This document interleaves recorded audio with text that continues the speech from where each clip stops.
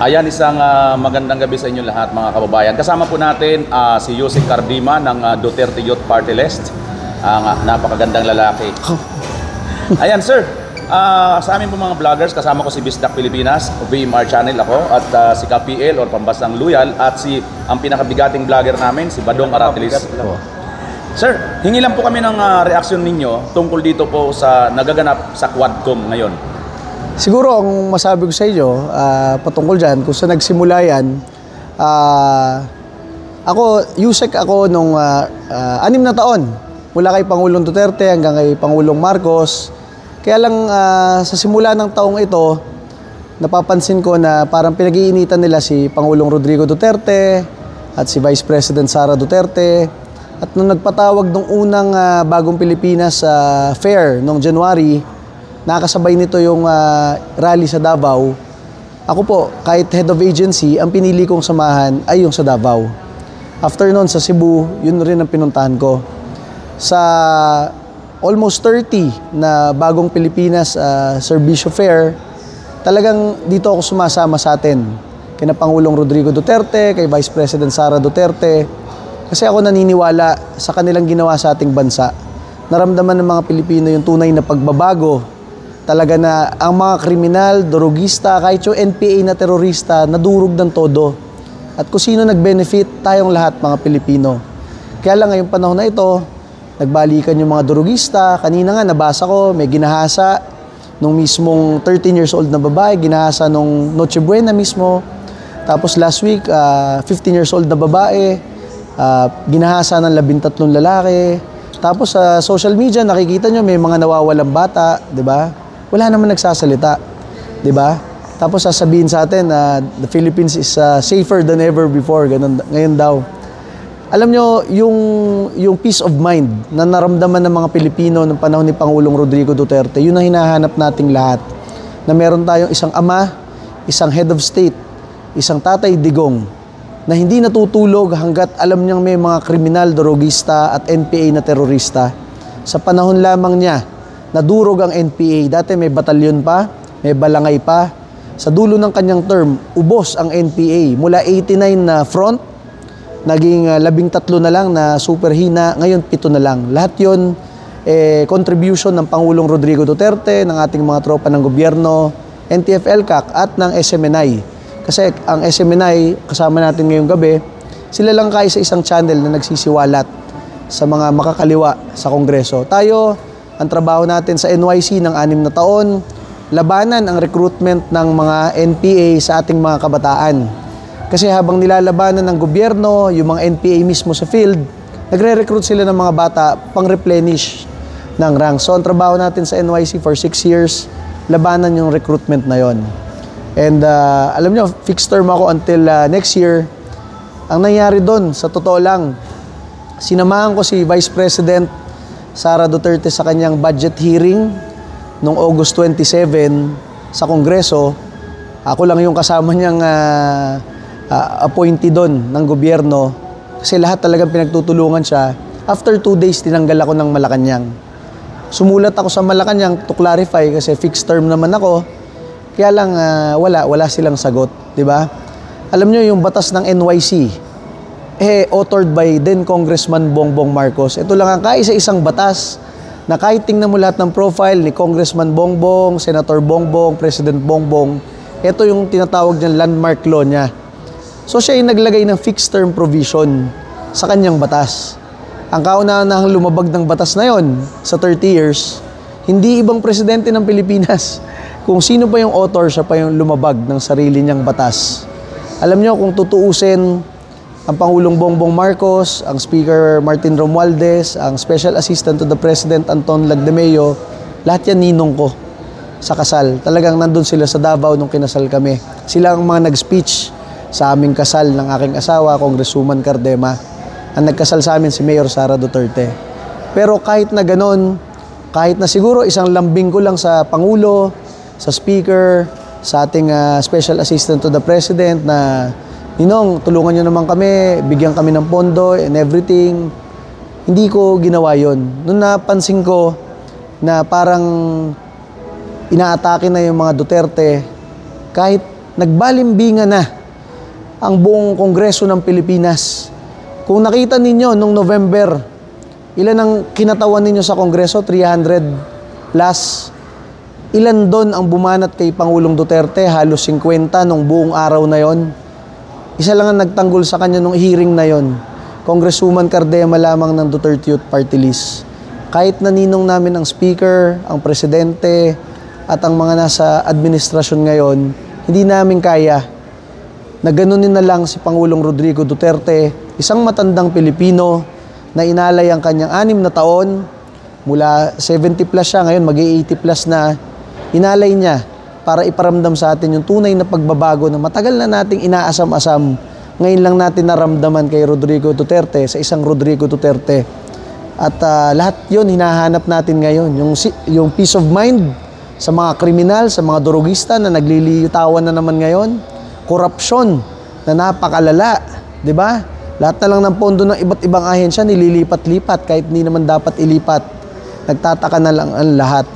So kahit na pwede naman tayo mag-go with the flow sa napakaraming kongresista na kasamahan natin na nandun na lahat. Lahat na nakaganon dati, ngayon iba't ibang wala nang dumidikit kay Rodrigo Duterte. Hindi natin kaya iwan si Rodrigo Duterte. At alam natin, kayo, ating mga kasamang vloggers, ang SMNI at ang majority ng sambayan ng Pilipino, alam nila sa ating puso, sa inyong puso, kung gaano ang pagmamahal ng Pangulong Duterte sa sambayan ng Pilipino. Siya ang isang ama ng bansa na hinahanap-hanap natin. Kaya nga po, sa kanyang paglilingkod ng ayos, naupo, pinagkatiwalaan ng sambayan ng Pilipino, ang Mayor Sara Duterte, naging pangalawang Pangulo natin ngayon. Kaya sinasabi ko sa inyo, si Sara Duterte ang most voted, most trusted leader sa kasaysayan ng bansang ito. Bakit siya i-impeach? Diba? Sasabihin ng mga kongresista, kinatawan ako ng taong bayan, kaya kong gawin to and everything. Yung pagtitiwala ng sambayan ng Pilipino ay na kay Sara Duterte at na kay Rodrigo Duterte. Aakusahan mo si Sara Duterte ng betrayal of public trust.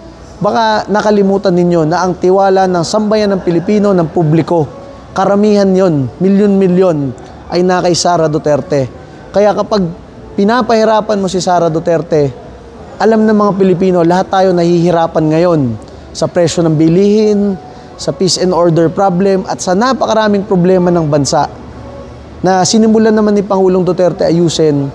Pero anong tinatakil ng Kongreso sa Quadcom? Hanggang matapos ang sesyon ng Kongreso, Quadcom meeting pa rin. Binagyo na yung Bicol. Nag-super typhoon na ng ilang beses. Binaha na ang milyong-milyong Pilipino. Nagkukulang na sa pagkain, nagtataas ang presyo ng pagkain. Yung mga ipinangako naman tungkol sa bigas, hindi na ma-achieve yun. Diba? Hirap na hirap ang mga Pilipino sa natural calamities, sa presyo, sa trabaho at iba't ibang bagay. Peace of mind sa security dahil pwede kang paglabas mo ng bahay, masaksakan ng adik, naglipaan na naman ng mga adik, ang anak mo magahasa, and everything. Yan ang pinoproblema ng sambayan ng Pilipino. Bakit wala man lang naghihiring tungkol sa super typhoon, sa disaster control, and everything? Bakit nung Quadcom hearing patungkol sa drug war, yun ang sinasabi ni Congresswoman Cardema, bakit kahit isang biktima ng durugista, wala man lang inimbitahan dito? Sa dami-dami ng na biktima ng mga adik, sinaksak dahil kinuha yung cellphone, ginahasa na bata, ng mga bangag, wala man lang kahit isa na witness o resource person na biktima sila ng durugista. Sino mga resource person? Yung drug lord na tumatakbong mayor, yung mayor na involved sa drugs, yung pamilya ng mga drug pusher na nagbebenta ng drugs na ayaw sumuko, napatay nung nanlaban sila. Ba't yun ang mga pinagkakatiwalaan nating resource person? Yun lamang ang sinasabi natin at sinasabi ng taong bayan.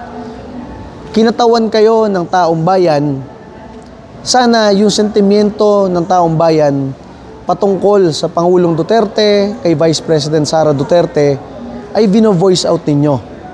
Ngayong paparating na January, kasama ng SMNI, ng KOJC, nandyan nagsalita bigla ang Iglesia ni Cristo na sila ay magrarally against dun sa impeachment ni Vice President Sara Duterte.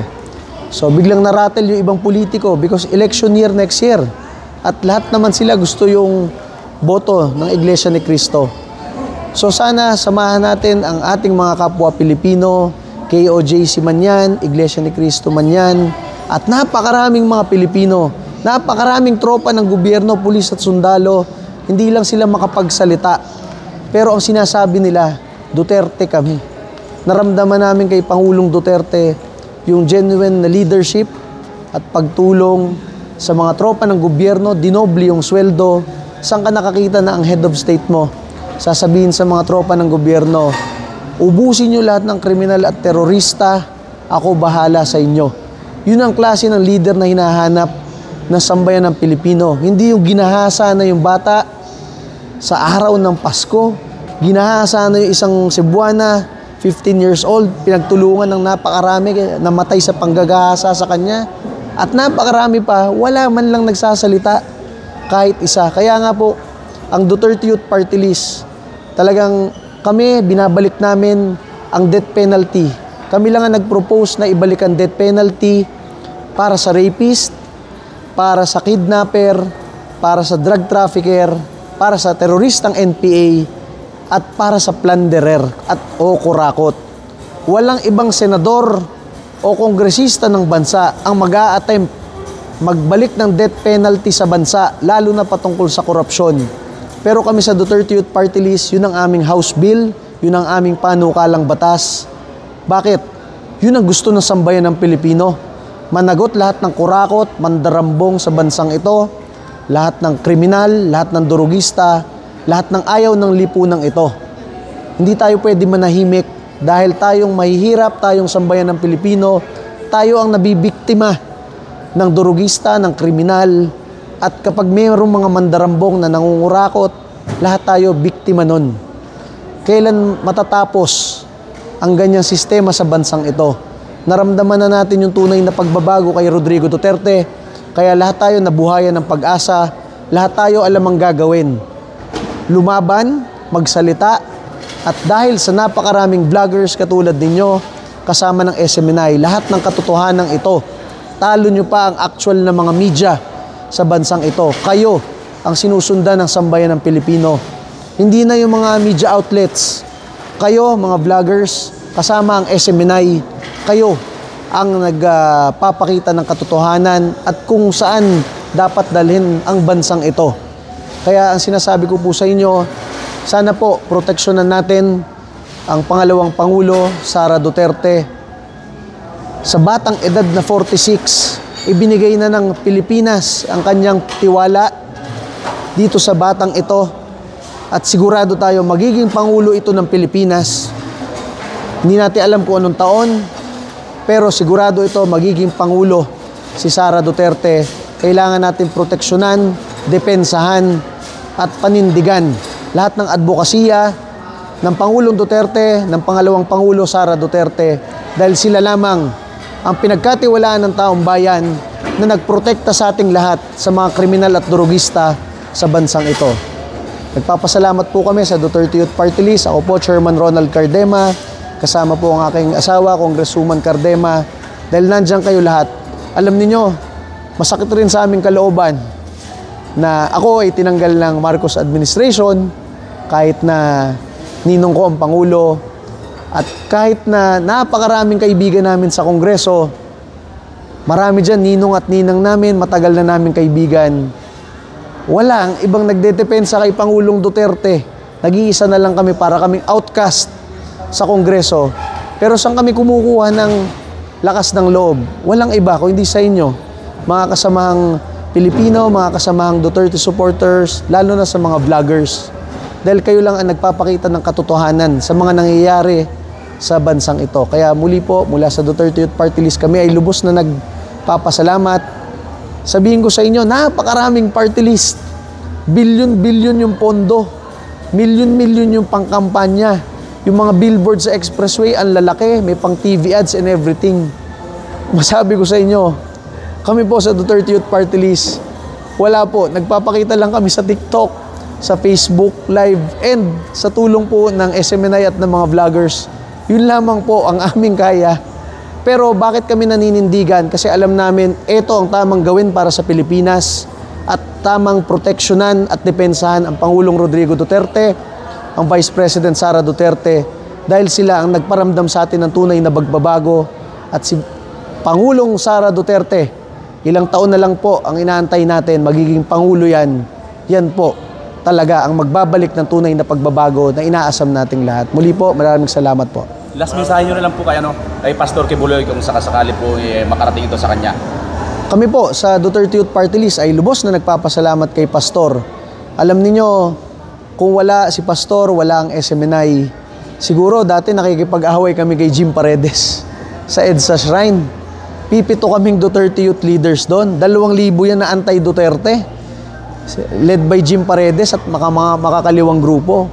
Kung hindi kami tinulungan ni Pastor Quiboloy, ma-feature and everything, hindi malalaman ng lahat yung ganong ginagawa namin. And sa Kongreso, alam nyo, lagi kaming tinutulungan ni Pastor Quiboloy dahil kasama namin siya sa laban sa NPA. Walang ibang leader dito sa bansang ito, maliban kay Pangulong Duterte, Vice President Sara Duterte, kina Senador Bongo, Senador Bato. Walang iba na naninindigan na tumutulong sa gobyerno, sa armed forces at sa PNP, si Pastor Apollo Quiboloy lang. Kaya nga sinasabi ko dyan, alam ng mga tropa ng gobyerno yung contribution ni Pastor Apollo Quiboloy. Kung wala yung SMNI, ang dami pa lalong pulis at sundalo ang napatay ng NPA dahil ang SMNI lang, led by Pastor Quiboloy, ang nagsisiwalat sa kanila. So nagpapasalamat kami kay Pastor Quiboloy, aming kaibigan, aming pinupuntahan lagi sa Davao, isang mentor, isang guide sa ating lahat. Kaya sana kami sa Duterte Youth Party List, ang dala lang talaga namin, 4 lang. Bongo, Bato, Pastor Quiboloy at si Congressman Marcoleta na lumalaban na rin sa mga kamalian sa bansang ito. So sana po tulungan nyo rin po sila ay lumalaban. Pati po kami lumalaban po next year. Ang kalaban namin, napakaraming milyonaryo at bilyonaryo na puro kontraktor yata. Mga negosyante na nag-party list bigla. Kami po sa Duterte Youth Party List, ang aming nominees, si Congresswoman Cardema, reservist galing UP. Ang second nominee namin galing Philippine National Police Academy. Ang third nominee namin galing Philippine Military Academy. Kaya kami po talagang naninindigan sa laban sa NPA, kay Pastor, kay Pangulong Duterte at kay Vice President Sara Duterte. Maraming salamat po. Maraming salamat, sir. Thank you po.